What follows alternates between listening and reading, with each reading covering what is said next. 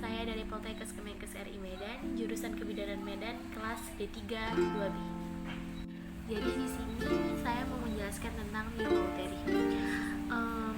Mioma itu suatu pertumbuhan daging di dalam rahim atau di luar rahim yang tidak bersifat ganas. Mioma itu berasal dari sel otot polos yang terdapat di rahim, dan pada beberapa kasus juga itu berasal dari otot polos yang terdapat pada pembuluh darah rahim. Jumlah dan ukuran mioma ini bervariasi, ada yang satu atau bisa lebih dari satu. Pada umumnya, mioma terletak di dinding rahim dan bentuknya itu menonjol ke permukaan rahim. Sebagian besar mioma tidak bergejala pada wanita usia 35 tahun. Sedangkan sebagian kecil biasanya ditemukan secara tidak sengaja saat pemeriksaan rutin pada wanita usia reproduksi atau saat pada wanita usia subur. Maka sebaiknya lakukan pemeriksaan kondisi kesehatan secara rutin supaya mioma tidak berubah menjadi ganas. Karena mioma ini dapat menyebabkan keguguran dan menjadi salah satu alasan tindakan pengangkatan rahim atau biasa disebut histerektomi. Faktor resiko terjadinya mioma uteri. Yang pertama, sudah berusia lebih dari 40 tahun. Yang kedua, riwayat keluarga pernah mengidap mioma uteri. Yang ketiga, menstruasi pertama sebelum usia 10 tahun. Yang keempat, kebiasaan mengkonsumsi minuman beralkohol. Dan yang kelima, kebiasaan merokok. Penyebab mioma uteri.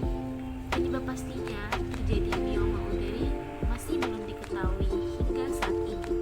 Meski begitu, pertumbuhan mioma masih sangat erat kaitannya dengan produksi hormon estrogen.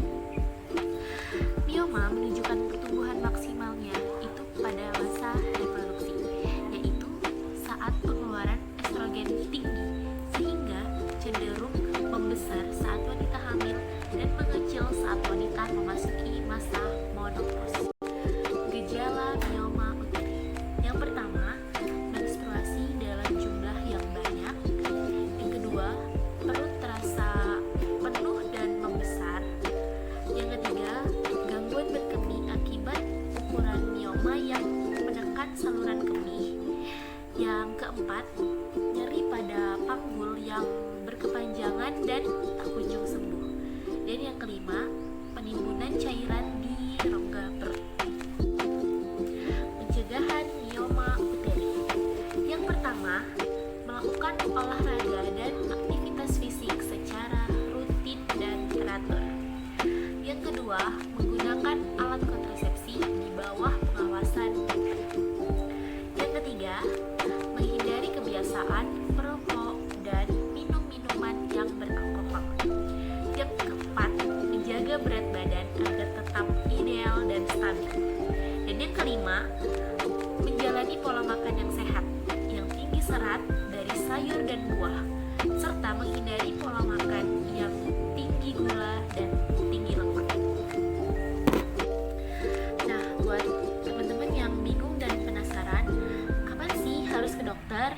Nah, jadi jika mengalami gejala seperti nyeri panggul yang tidak hilang, atau menstruasi dalam waktu yang lama dan juga menyakitkan, atau terdapat bercak dan darah secara tiba-tiba padahal bukan saat menstruasi, atau kesulitan untuk mengosongkan kandung kemih, juga perdarahan yang parah dari vagina, dan nyeri panggul yang datang tiba-tiba.